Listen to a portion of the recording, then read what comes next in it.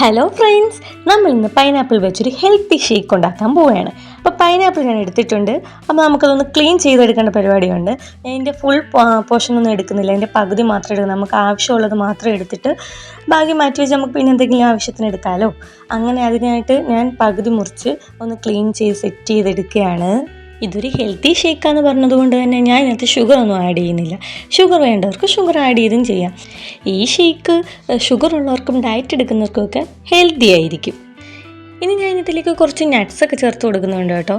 പിന്നെ ഞാൻ ഷുഗർ നമ്മൾ ആഡ് ചെയ്യുന്നില്ലല്ലോ, അപ്പോൾ അതിന് പകരമായിട്ട് നമ്മൾ കുറച്ച് തേൻ ഒഴിച്ചു കൊടുത്തു. പിന്നെ നമ്മൾ കട്ട പാലും ഇട്ട് ഒന്ന് അടിച്ചെടുത്തുകൊണ്ട് വന്നിട്ടുണ്ട്.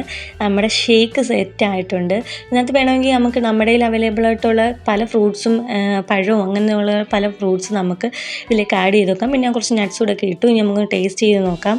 അപ്പോൾ സംഭവം പൊളിയാണ് കേട്ടോ. പിന്നെ ഒരു കാര്യം, ഈ ചാനൽ കാണുന്നവർ നമ്മുടെ ചാനൽ സബ്സ്ക്രൈബ് ചെയ്യാൻ മറക്കരുത്. അപ്പോൾ ബൈ ബൈ.